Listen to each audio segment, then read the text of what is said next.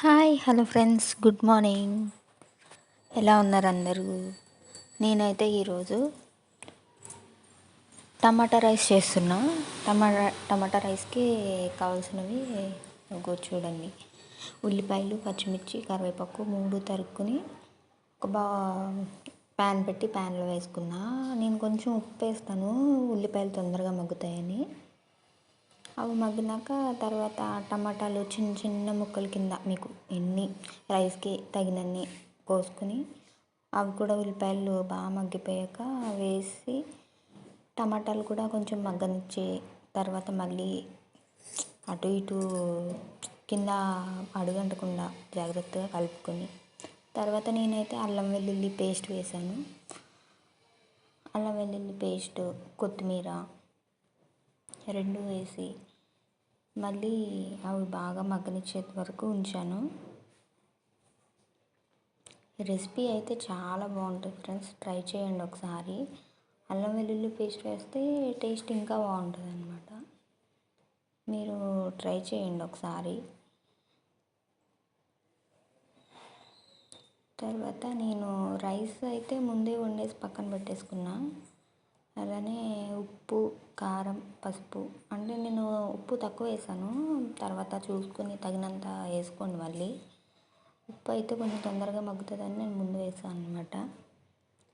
ఉప్పు, కారం, పసుపు 3 మళ్ళీ వేసుకుని అప్పుడు చక్కగా కలుపుకొని మగ్గినాక కొంచెం సేపు ప్లేట్ పెట్టేసి మగ్గనియండి. బాగా మగ్గినాక అప్పుడు చూసారా ఎలా మగ్గిందో, భలే కలర్ కూడా భలే రెడ్డిష్లో భలే బాగుంది కదా. నాకైతే చూస్తుంటేనే నోరు ఊరిపోతుంది అన్నమాట ఈ స్మెల్కి వాటికి. తర్వాత నేను వండిన రైస్ కూడా ఇంకా అందులోకి యాడ్ చేసుకుని చక్కగా కలుపుకొని వేసుకున్నాను అన్నమాట. సూపర్ అంటే సూపర్ ఉంది ఫ్రెండ్స్, నిజంగా ఒకసారి ట్రై చేయండి. ఈ రెసిపీ నిజంగా చాలా అంటే చాలా బాగుంది, సూపర్.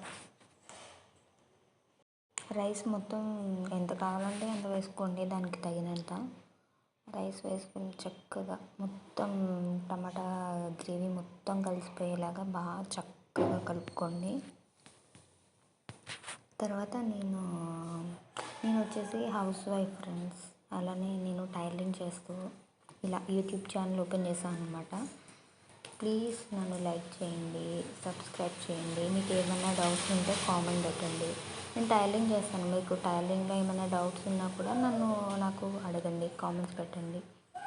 ఓకేనా ఫ్రెండ్స్? ఇప్పుడు రెసిపీ వచ్చి అయితే చాలా బాగుంది.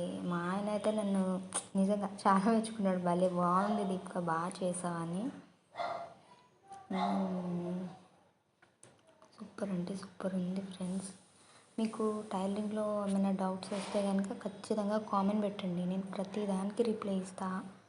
ఓకేనా? మీకు ఒకవేళ రెసిపీస్లో ఏమైనా కావాల్సిన కామెంట్స్లో పెట్టండి.